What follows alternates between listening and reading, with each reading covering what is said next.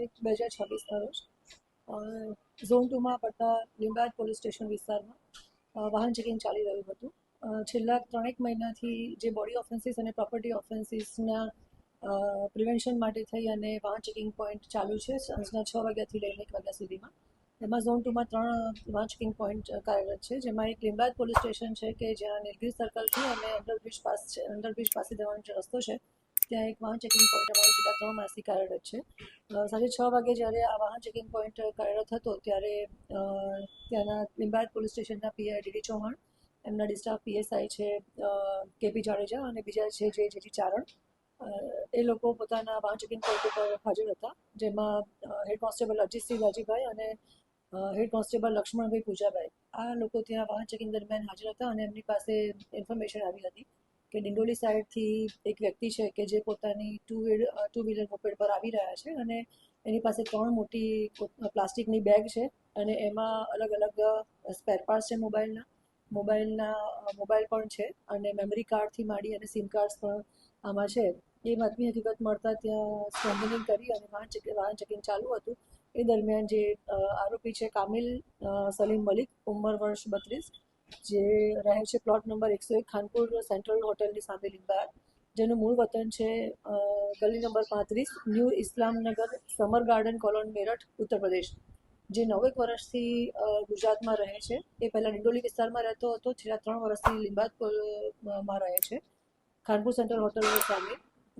એ પહેલાં ભંગારનું કામ કરતો હતો અને છેલ્લા 3 વર્ષ દરમિયાન ભંગારના કામ કરતાં જ એની પાસે આ એક અલગ જ એક નવી એણે આ એમઓથી જે મોબાઈલ ચોરીના છે એ ભંગારમાં લેવા, મોબાઈલ જે ચોરીના છે એના તમામ સ્પેર પાર્ટ્સ આપ જોઈ શકો છો. એનું સિમ કાર્ડ અલગ કરી દેવું, એના મેમરી કાર્ડ અલગ કરવા, એના મધરબોર્ડ અલગ કરી નાખવું, એની બેટરી અલગ કરી દેવી, એ પ્રકારે દરેક વસ્તુ સ્પેર પાર્ટ્સ અલગ અલગ કરી અને દિલ્હીનું જે માર્કેટ છે સલમપુર ઓલ્ડ દિલ્હી કબાડી માર્કેટ, ત્યાં એ વેચવા જતો હતો.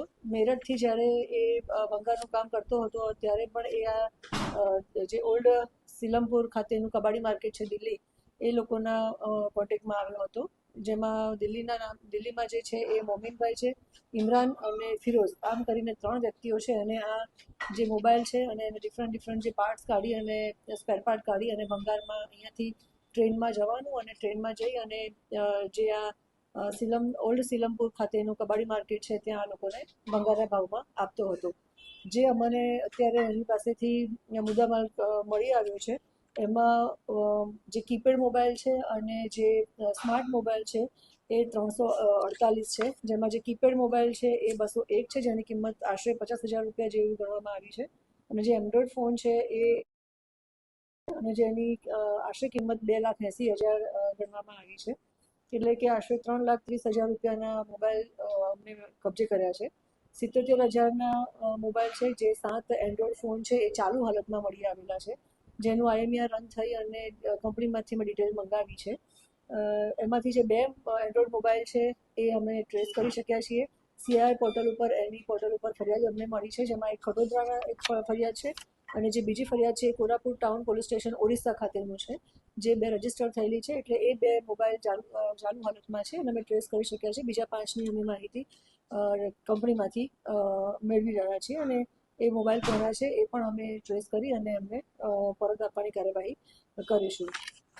આ સિવાય બીજા જે અધર ડિફરન્ટ પાર્ટ્સ છે, જેમાં મધરબોર્ડ છે એ નંગ છે 350, મેમરી કાર્ડ છે 327, મોબાઈલ બેટરી છે 88, સિમ કાર્ડ 2,304, જે સૌથી મોટી માત્રામાં 2300 જેટલા મોબાઈલના સિમ કાર્ડ અમને મળી આવેલા છે, જે તમામ બંધ હાલતમાં છે, પરંતુ આગળની એની અમે પ્રોસેસ કરી રહ્યા છીએ કે આ જે બંધ હાલતમાં મોબાઈલ સિમ કાર્ડ મળ્યા છે એ કોના છે અને કઈ રીતે ચોરી થયા છે અને એ કઈ રીતનું એની મોડસ ઓપરેન્ડી છે. જે બર્ગમેન મોપેડ એનું એક મળ્યું છે એ પણ 50,000ની કિંમતનું છે.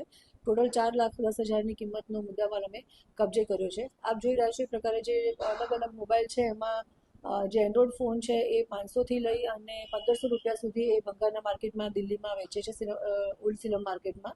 જે કીપેડ મોબાઈલ છે એની કિંમત 500 રૂપિયામાં એ ભંગારના માર્કેટમાં વેચે છે. જે મેમરી કાર્ડ છે એ પર પીસ 10 રૂપિયાના ભાવથી ભંગારના માર્કેટમાં વેચે છે, અને જે સિમ કાર્ડ છે એ સિમ કાર્ડ 4,000 રૂપિયા કિલોના ભાવમાં વેચે છે. જે મધરબોર્ડ છે, જે બેટરી છે એ પણ એ 500થી લઈ અને 1,500-1,100 રૂપિયા સુધીનું ભંગારનો જે રેટ છે એ પ્રકારે ત્યાં વેચતો હોય છે. આ જે મુદ્દામાલ અત્યારે પોલીસે અમે કબજે કર્યો છે એ આશરે છેલ્લા 15 દિવસથી એને ભેગો કરેલો આ મુદ્દામાલ છે. દર 15-20 દિવસે એ અહીંયાથી ટ્રેનમાં દિલ્હી જાય છે અને દિલ્હીમાં જઈ અને ત્યાં ભંગારના ભાવમાં આ વેચતો હોય છે. અમે એની અગાઉની પાસ્ટ હિસ્ટ્રી ચેક કરતા એના વિરોધમાં અત્યારે કોઈ અમારી પાસે ભૂતકાળમાં કોઈ ગુનાહિત કૃત્યમાં સંડોવાયેલો હોય કે ગુનામાં આરોપીમાં એનું નામ હોય એવી હકીકત અમારી પાસે અત્યારે નથી મળેલી. છતાં પણ અમે ચેક કરી રહ્યા છીએ કે અગાઉ પણ એ કોઈ ગુનામાં સંડોવાયેલો હોય તો. જે મોબાઈલો એક ભંગાર અહીંયાથી પણ એ ભંગારમાં જ કબજે કરે, ભંગારમાંથી જે લાવે છે, જેમાં જે દેવી પૂજક સાગર દેવી પૂજક છે જે દેવતગામ ગોડાદરાનું છે. આ ઉપરાંત બીજો એક જે છે વ્યક્તિ ભોલો દેવી પૂજક જે શનિદેવ મંદિર પાસે દેવતગામ ગોડાદરામાં રહે છે.